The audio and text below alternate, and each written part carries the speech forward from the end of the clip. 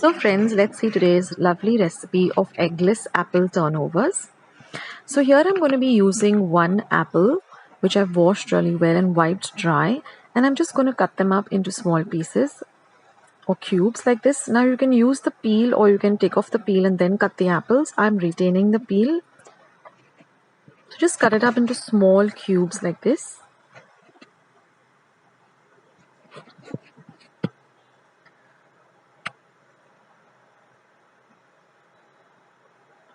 And now to these I'm going to add the juice of half a lemon. So that works out to about 1.5 tablespoons of lemon juice. This will add flavor to this filling, as well as it won't discolor the apples and the apples won't turn brown. Now mix it up really well so that all of the lime juice gets mixed up with all of the apple cubes. Now I'm going to add 1 tablespoon of melted butter. So mix in the butter well too.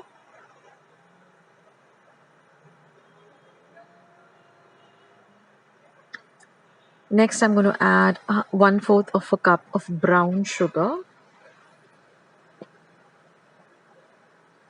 Now brown sugar is easily available online or in general stores. Now mix this in really well. Next I'm going to add 1 teaspoon of cinnamon powder. All I did is took cinnamon and just grated it on my cheese grater or any fine grater, or you can use ready-made cinnamon powder. And I'm going to use 1 tablespoon of flour, that is all-purpose flour or maida. This will, the apples won't cling together and become a mush because of the flour. So when you bite into the apple turnover, you'll actually get the apple pieces. So now our filling is ready. Now I have just recently posted a eggless puff pastry which has no butter in it either. So I'll leave a link to that. I'm using that puff pastry today. So I'm just going to dust my surface and I'm going to roll out my puff pastry.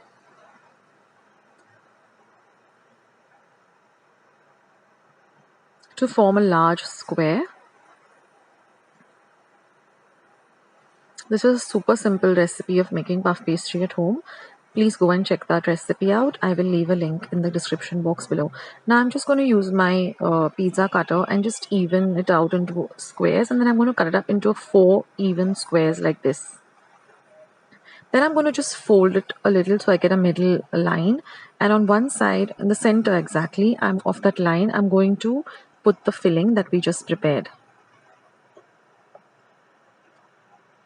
Now using the same recipe of this filling, I also made some mini apple pies. So do check that recipe out. As well as I have a recipe for an actual pie, apple pie. I'll leave that too.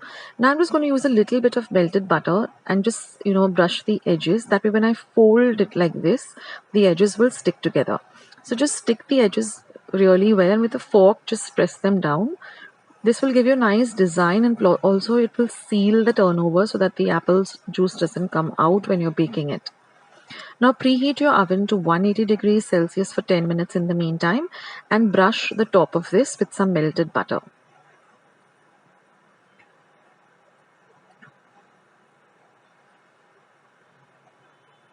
And then you're just going to bake this in the oven at 180 degrees Celsius for about 10 minutes.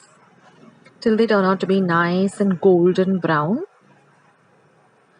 And your apple turnovers are ready. Now I'm going to make a lovely dressing for this.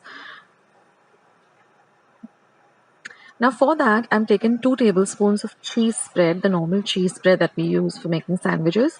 To that, I'm going to add 1 tablespoon of melted butter. I'm going to add 1/4 cup of powdered sugar and half a teaspoon of vanilla essence. And I'm going to mix all of this really, really well together. And then you will get this lovely creamy texture, which you're just going to drizzle on top of these apple turnovers.